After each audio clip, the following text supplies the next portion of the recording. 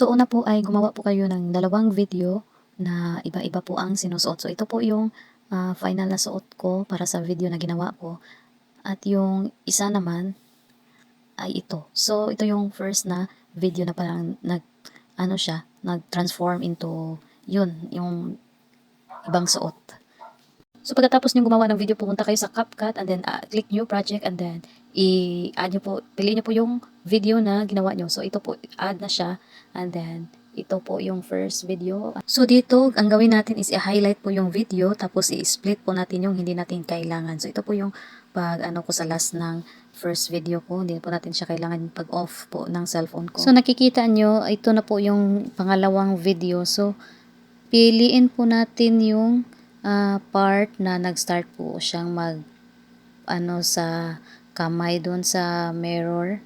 So i-split po natin siya. So dito naman ito yung second video, 'di ba? So piliin po natin yung part na pag ng kamay, then i-split po natin yung hindi na natin kailangan, yung sa last po ng clip.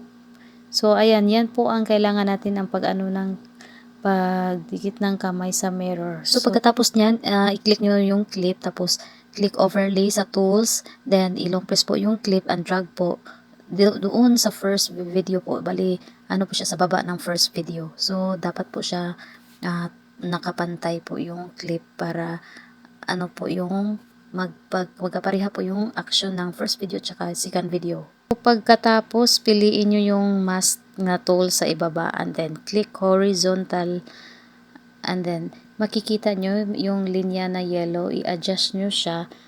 Dapat yung unang video ang last kasi yun yung last part natin na maging transform siya into yun maganda niyang kasuotan. So ayan. So, dapat po naka-timing yung kamay. So, adjust lang po kayo kung paano nyo siya ilagay yung mask na horizontal. Pero, mas mabuti po nasa kamay po sila. Nasa between po ng kamay ng dalawang clip. So, dito naman ang gagawin natin is ipapakita natin kung paano siya parang gumagalaw na nag-transform siya ng ibang kasuotan. So una, click po natin yung clip na igagalaw natin, tapos i-click natin yung keyframe doon sa may plus sign, makikita nyo. And then, i-click nyo po pabalik yung mask. So, pagkatapos ng mask, click nyo po yung horizontal. So, dito, pagagalawin natin yung video. So, dito makikita natin ang pag-transform niya galing sa ibang video and then mag-transform siya sa ibang kasuotan. So, di ba nakita nyo yung diamond? Yun yung first na keyframe natin. So, i-move natin yung clip and then while moving po, i-move din po natin yung mask.